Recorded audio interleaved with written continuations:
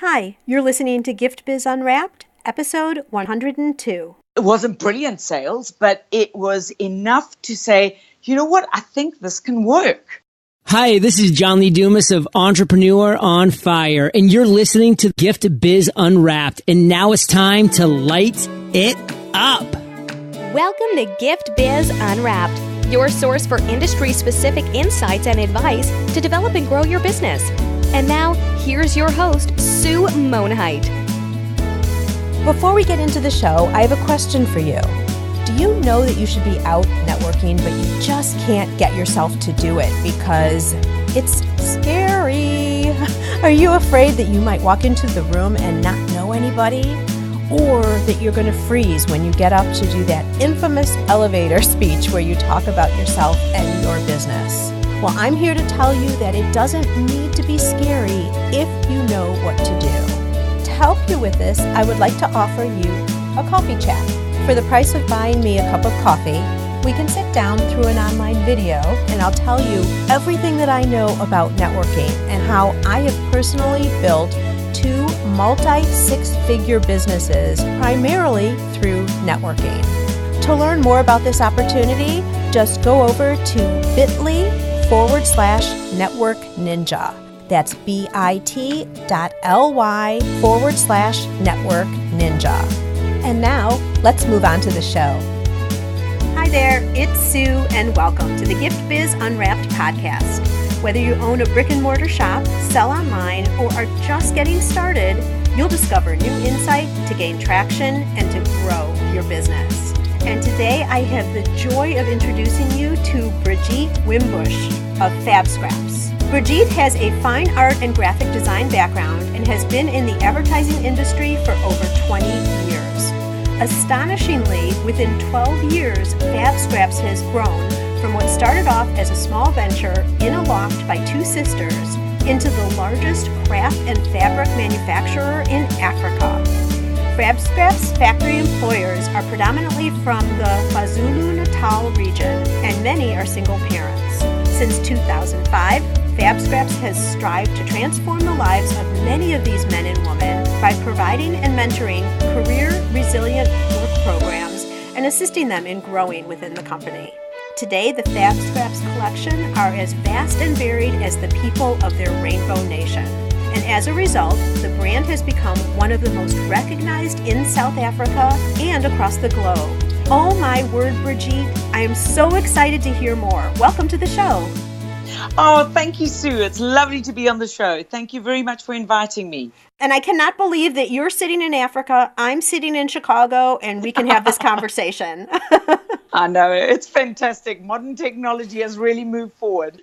For sure. I like to start off, it's a little bit of a tradition here, to have you describe yourself in the way of a motivational candle. So if you were to create a candle that was all about you, Brigitte, what color would it be and what would be the quote on your candle? You know, Sue, I'm sorry, but I really can't choose one color. I'm a creative and color rules my life. I dress every day in a different color because depending on what I'm going to do, if it's got to be more creative, then I use reds and bright colors and pinks and yellows. And if I've got to be more serious, then I tend to dress more in blacks and blues. So I'd like to say I've got a multicolored candle. Is that okay? It's okay. This is all about you, so whatever you want is good.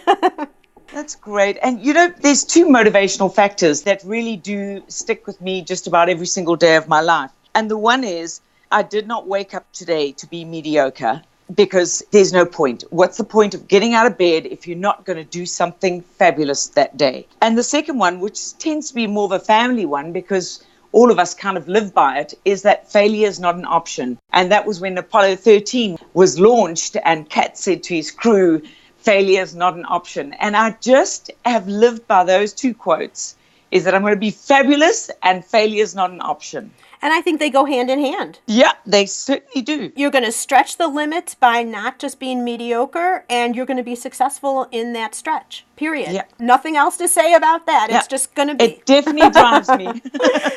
Every day Beautiful. It drives me. Well, you and I met at the New York Now show. I was actually scoping, and I'm telling all Gift Biz listeners this so you kind of understand and get grounded here. And those of you who were viewing the scope, remember this, you're all saying, I want to know more about the story. Make sure she gets on the podcast. And so then I rallied you up and made you commit to it live on Periscope, right? Yes, you did. So people who were not seeing that scope, though, may not totally understand yet what Fabscraps is about. So let's start with that. What is the business and what is the product that you offer?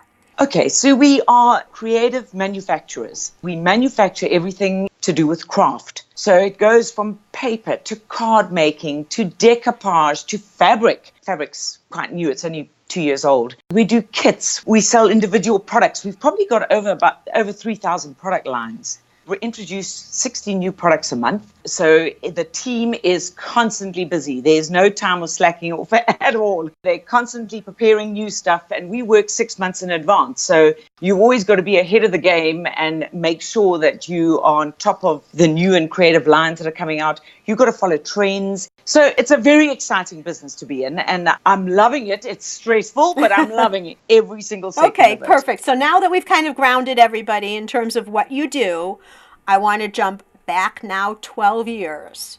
How did this start in the very beginning? I have 4 children, and my third child was, when I gave birth to my third child, I decided I wasn't going back to the advertising industry. I just wanted to spend more time at home, but I've always been a very busy person, and I then started working on the clients that I had been working on for the last 12 odd years. I carried on working with them. And then when my 4th child was born, I decided, hang on, I realized with the 3rd child, when you're working from home, you're feeding your child, you're bathing them, you get disturbed quite a lot. I used to get paid per hour. And so I wasn't earning as much as I really wanted to earn. So I decided, well, I've got to find something that can make me money whilst I'm also looking after children and stuff like that. So my sister and I, we used to work together in the advertising side of things. And we then decided that there was no one that was introducing or making locally made products in South Africa for the crafter, like beautiful papers.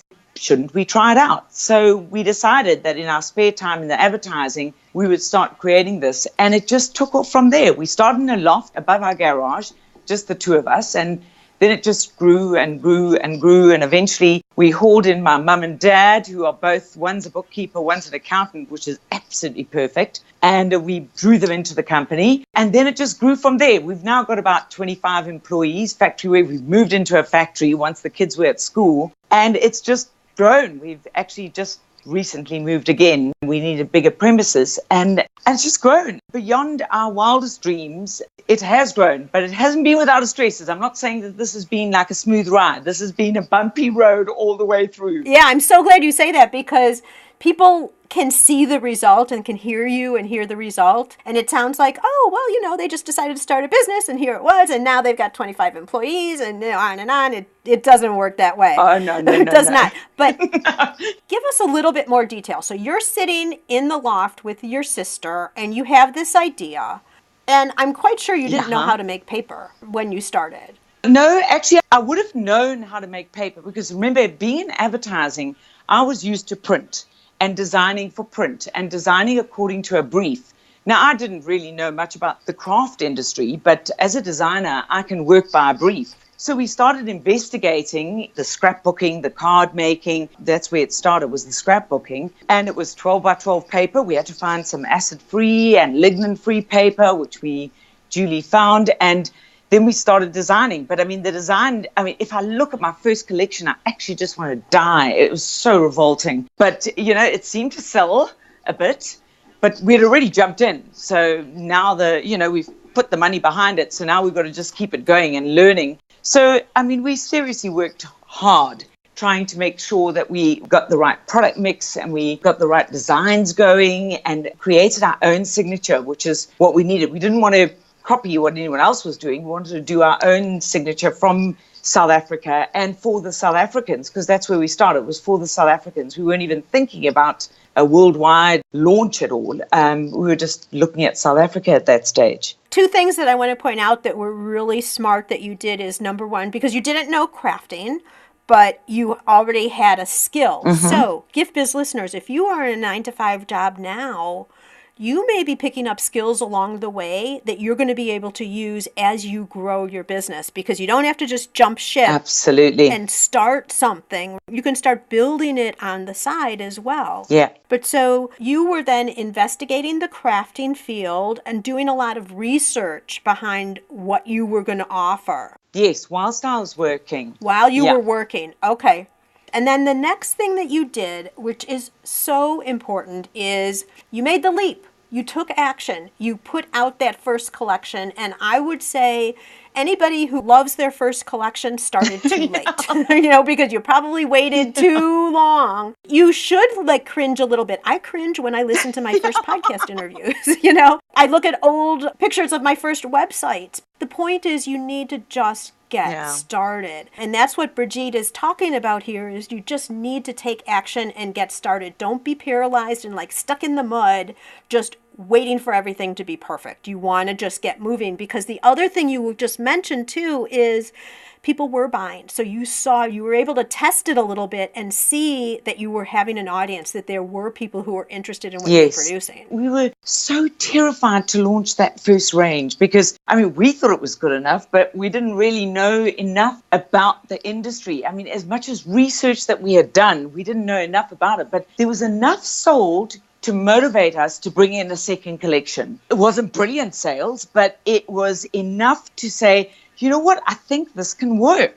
Let's launch the second collection. And we just got better and better. And I'd say probably the first collection that I was really happy with probably would have been about my 11th or 12th collection. And then all of a sudden, things sort of came together for me. I found my signature and it sold out. And that was pop the champagne. That was so exciting. But it was, what I'm saying is that was a full year of serious hard slog and hard work, and we would pack our own orders. This is just my sister and myself, so we would work really long hours and we would pack the orders. Eventually we got one lady in to come and help us, and we all packed together and we brought in die cut. And so we just started growing, and you start seeing what works, what doesn't work, and you try and limit your risk as much as you can as you go along, because you don't know if it's going to work. I launch a collection and I don't know if it's going to sell or not, but at this stage, after 12 years, I've got a fairly good idea if something's going to move or not.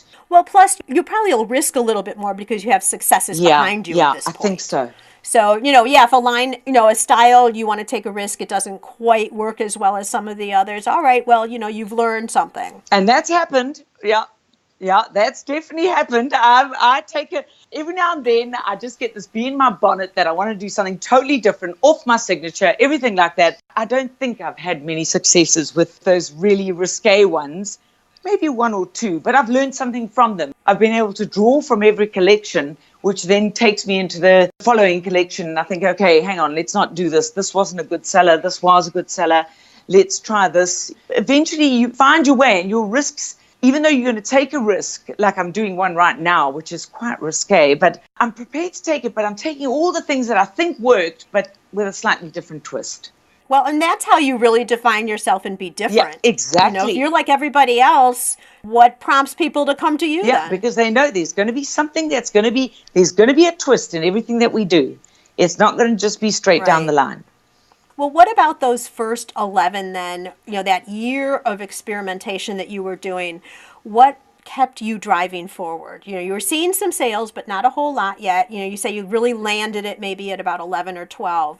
What kept you going? What was the motivator that just kept you producing and testing and producing and testing till you really landed it? Firstly, failure is not an option, okay, which is our family motto.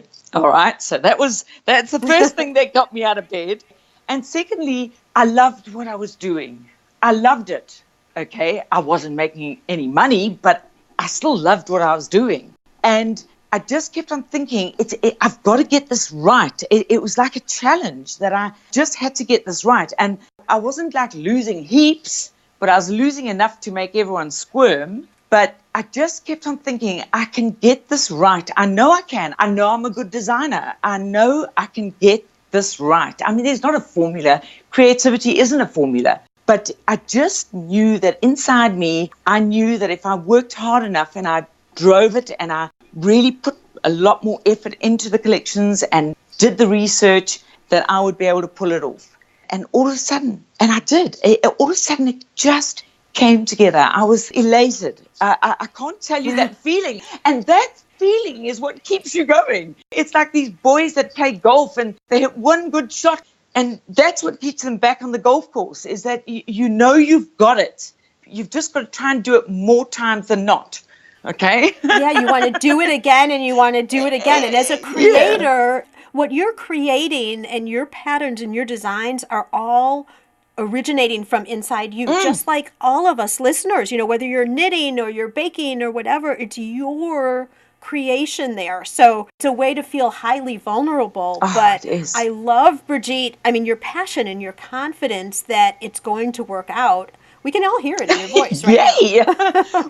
Tell me, at what point then did you decide, okay, paper's working, I'm going to move on to something else. I'm going to add to the collection. How did that start to happen? Okay, well, what was happening is that I realized, as time went on, that I had to offer more than just paper, because people were saying, but I can't find cardstock that's going to match this. And I'd love to have embellishments. Have you got little embellishments that could, with a sea collection, that I could have a little lighthouse and I could have a little sailing boat? And this is what drove us, is actually people coming to us and saying, we need to be able to match a collection. When we're putting a page together or a card together, we need the matching stuff. And we thought, well, why not do this? Most of the stuff we try and source as much as we can from South Africa. Those that we can't, we design what we need to, and we get it manufactured in China, especially our metals, because there's no one that does metals in South Africa. So that's when we started launching into that. And I had been to China on business with my husband. And so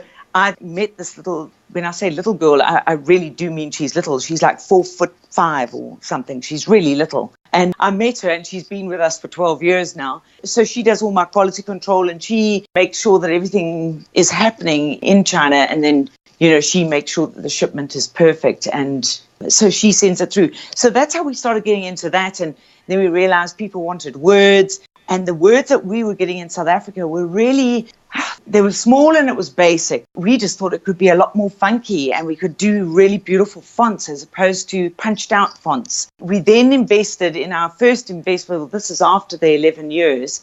No, it wasn't. 11th collection.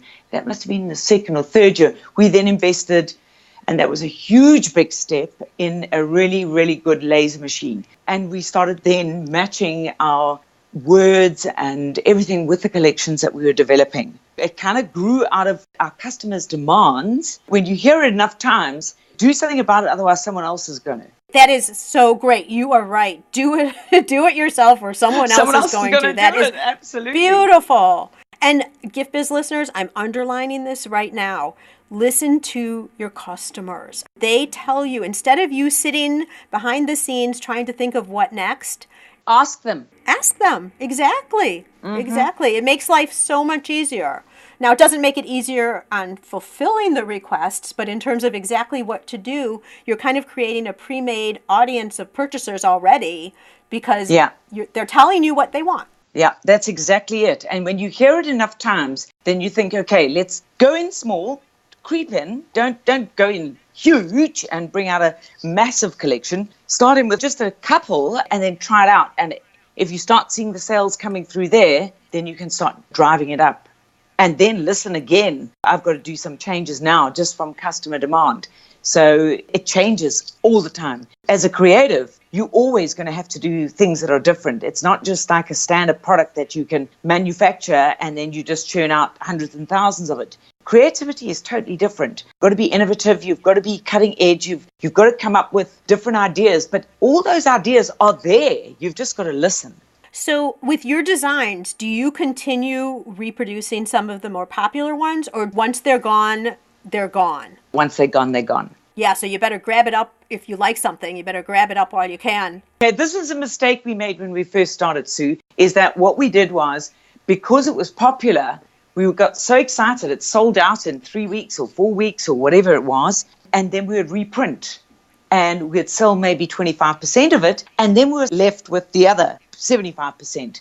So What I'm saying is that lesson took us a long time to learn, because I kept on reproducing, because clients would come and say, oh, you don't understand. I'm doing this class for 50 people and I've got to have this paper. So we'd go and print, because we just didn't want to let our clients down. But it doesn't make sense in the end, because you can't sell through on a second lot enough. When it comes to printing, you can't do a minimum run because it's too expensive. So then you wouldn't be making money. So very interesting, because you're using the whole concept of scarcity as a way to drive through and sell that whole design line. And since we adopted that, it worked. It just means then that you have to continually be in the creative mode.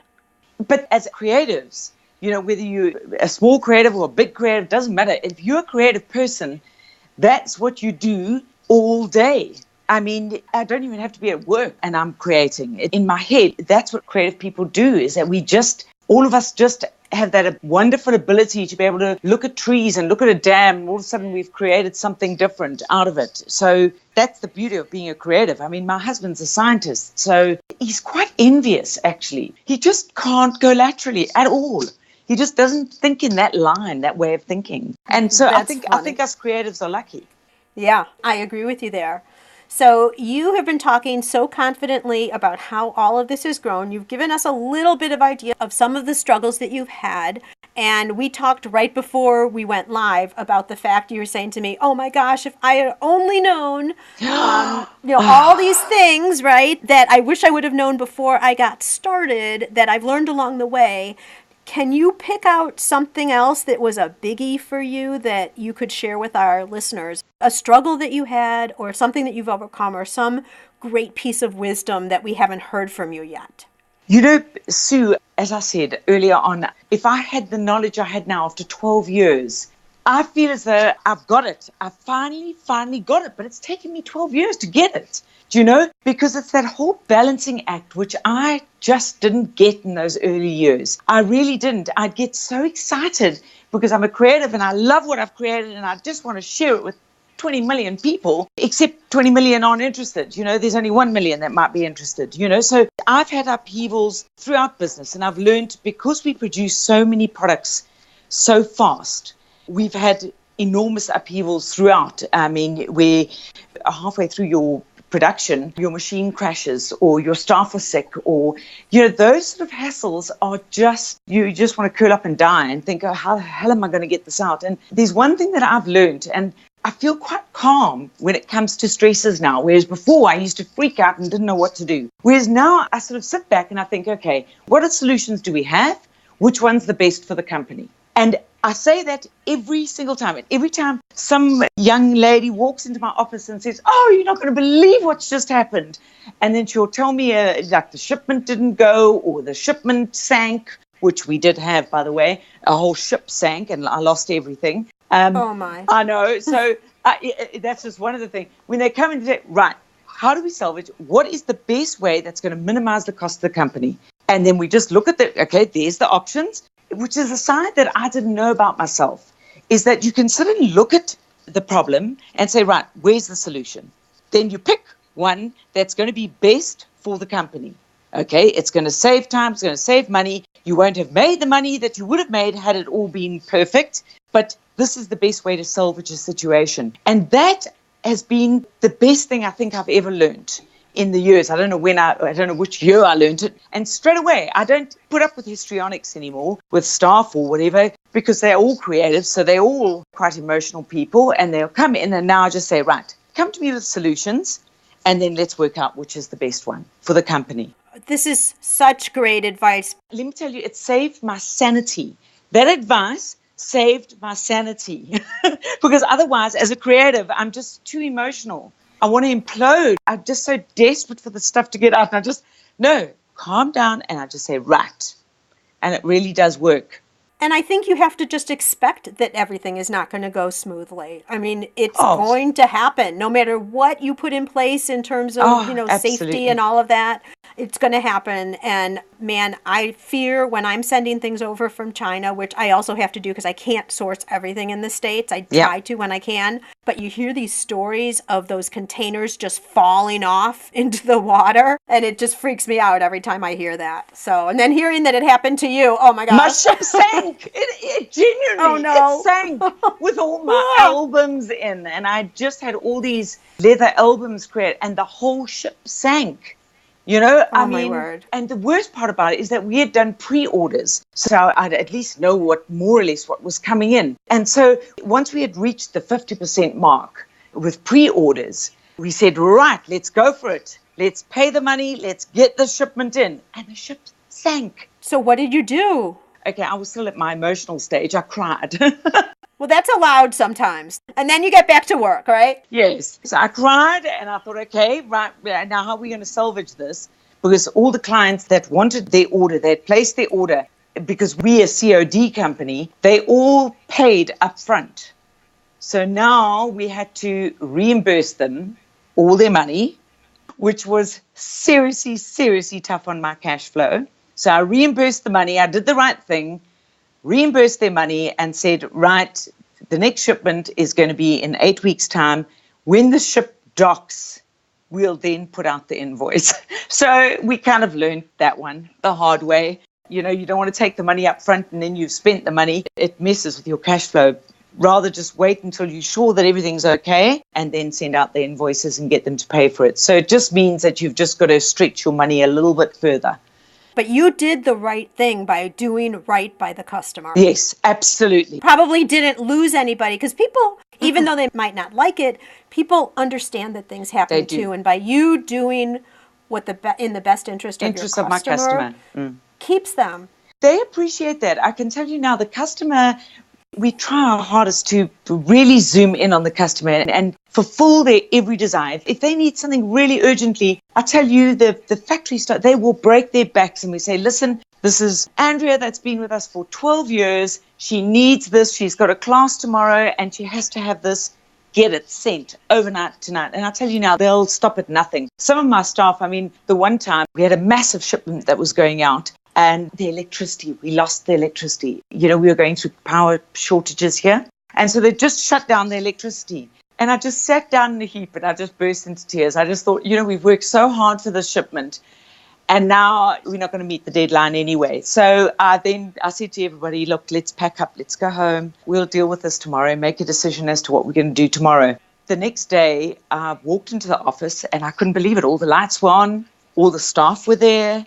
And I walked in and I said, well, what's going on here? And they said the security guard had phoned them at 11 o'clock and said the lights were back on. And all the staff came back and they cut the rest of the stock and they had the shipment ready. Wow. I promise you. Well, I cried even more then.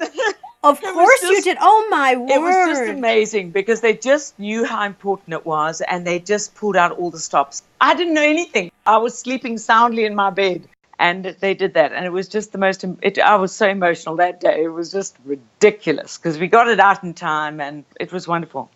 We were talking about how important it is in terms of your relationships with your customers. But now listen to what you just talked about, your relationship with your employees and the factories that are working for you, etc. They didn't even call you. They just did it. Yeah. That amazing. That speaks mounds about who you are as a person and as a business owner. It's an excellent example. I'm so glad we got onto this topic. I don't know if you were planning on sharing this or not, but I'm so glad we drew it out.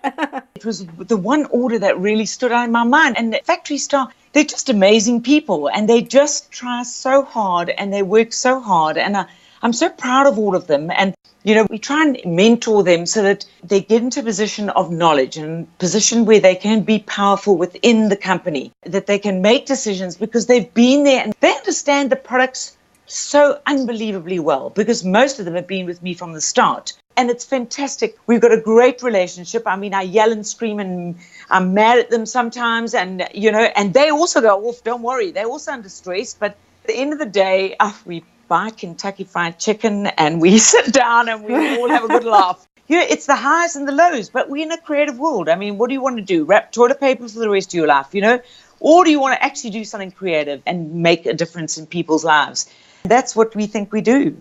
This has been fabulous. Okay, as we go on, I want to get some more golden nuggets out of you in a section that we call our reflection section. It's a way to look at you as a business owner and what types of things you innately have or you use to help you be successful. So if you were to identify one natural trait that you continue to call upon, what would that be? I have a work ethic. I'm a hard worker. That is my strongest trait. I make sure I'm there for my family. My husband said he's never ever minded me, doesn't mind me working at all. But the one thing is that when it's family time, it's family time. And that's it. You're home on time and you switch off from work. But when I'm at work, I work. I don't waste time. I make decisions quickly. And it's one decision. I can't afford to come up with too many different options and sit and discuss it for days on end. You can't do that. When you're in a business, time is money, and you've got to make a decision quite quickly and work hard. And everyone does work hard. And we do that. Sometimes we've worked so hard and we say, you know what, Friday, 10 o'clock, let's all stop and we're going to have a little lunch and then we're all going to go home. And we do that. So it's like a little reward that you get, but we work hard. I would say that with all my staff as to why we are where we are now is because of sheer hard work. Obviously, talent. You've got to have talent. I mean, if you don't have talent, you're not going to get anywhere anyway. But there's talent, and it's not only my talents, it's all the creatives' talents. It's a collaboration. It's not me. We all sit as a team together, and we work together, and we work hard together.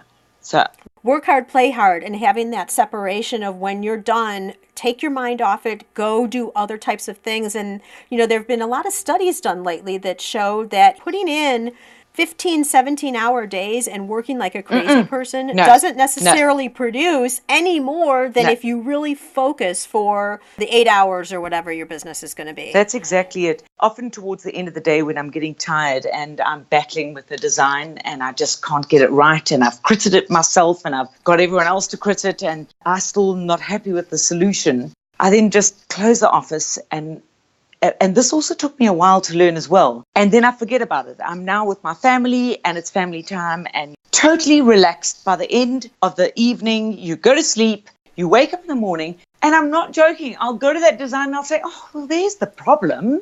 And I'll sort it out within 10 minutes. In the olden days, I would have sat there for another 3, 4, 5 hours trying to get it right.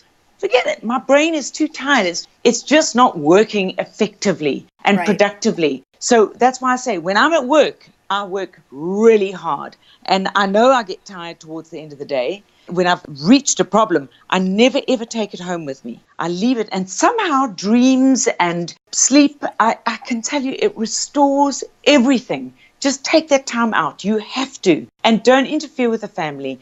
The family is so important. I mean, they're my backup. Whenever I'm in real trouble, anywhere, if I'm in a ghastly meeting and I'm not having a good time, at the back of my mind, I've always got, Trev still loves me, Trev still loves me, Trev still loves me. That's my husband. And I just think, you know, if all else fails, he still loves me. So that's okay. There you go. And that's what keeps me going is you can just leave your work. We have work and have play. And play as hard as you work. I mean, I do. We have a great time. And it just invigorates. And that stimulation, a creative person needs to get out of the situation in order to be stimulated. You need to get away. And I know you Americans don't actually go for this, but seriously, I take 2 months leave a year. Yeah, we don't do that. I know you don't. So it's split up over the year, but there's not a holiday that I haven't holidayed with my children. When they're on holiday, I take off. And I tell you, I come back and I'm full of ideas and I'm so creative and I'm energized. I can't wait to get back to work. Whereas I've been in business before, in my first business, which failed, and I used to work until midnight. And I did that year in, year out. And you know what? The business still failed. What I'm saying is that this time I haven't done that. I've made sure I've kept it separate. But I've kept that balance. And I tell you now, that has got a lot to do with the success we are today. I come in fresh every day, excited every day, motivated every day, because it hasn't been working all day and all night. You just can't do that. That is such a great message. And if we could all just learn that. It's difficult. focusing, working when you have to, and then taking your break and focusing on things for yourself, being with your family, all of that. I naturally want to work day and night. I naturally want to do that because I love what I do and I want to solve the problem. But I know, but I've only learned this later, is that I have to have that break for me to really be effective. It's taken me a long time to learn that. And I'm saying what you achieve in those 6 or 7 hours that you work into the night, you could have achieved in 1 hour the next day. Absolutely. Do you have a book or something that you think our listeners could find value in terms of what you're doing either in business or with your downtime? Okay, mine is books are strictly downtime for me. As I say, I work all day and I come back and then I'm with my family. And I've also got 5 dogs, and they all require attention. And so I generally, on my holidays that I take, which is, my 2 months, which is broken up in the kids' holidays, and I then grab every single possible romantic book or frivolous book or whatever book I can get my hands on. And I've just read You Before Me, and it tickled my fancy. It was just this whimsical story about this girl. She was so creative and she just loved life and she just made everyone else's life just beautiful. And she gave a lot. It really stood out in my mind because I thought she just made an effort with family and friends and everybody. It just reminded me that I must make sure that I keep everyone else upbeat as well.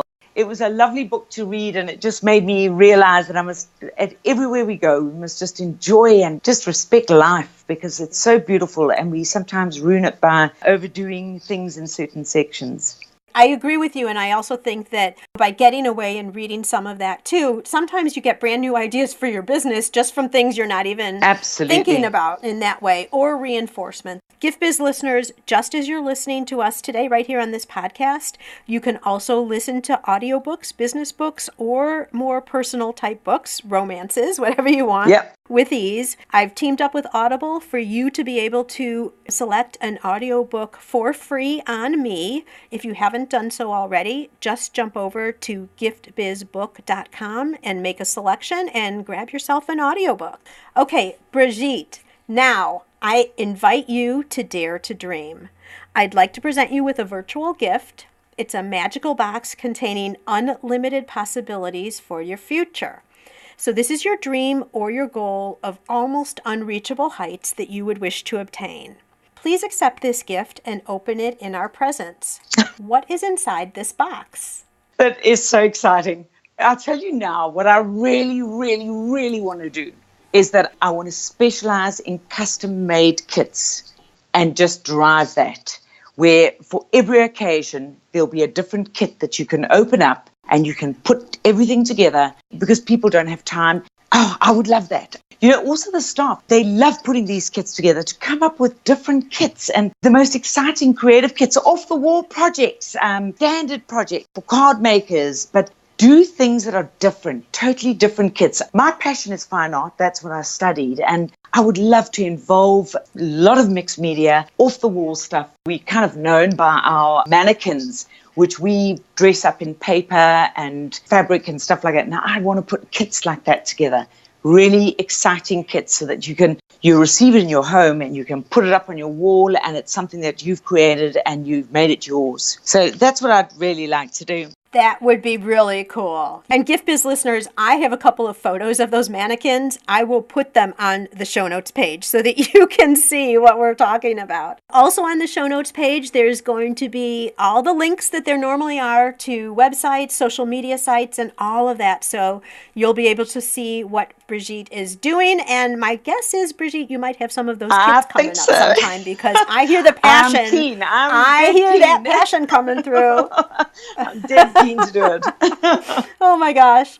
Your story has been absolutely fabulous. Thinking of you with your sister in the loft, then taking the chance on your first collections, plowing through to number 11 and 12, where you really were seeing that this was clicking. The rubber hits the road, as we say here. It's working for you. And now to where you are right now, such a successful company, larger than you probably ever could have imagined. So fabulous. I wish you continued success, and may your candle always burn bright. Thank you so much, Sue. I thoroughly enjoyed that. Where are you in your business building journey? Whether you're just starting out or already running a business, and you want to know you're set up for success, find out by taking the Gift Biz quiz.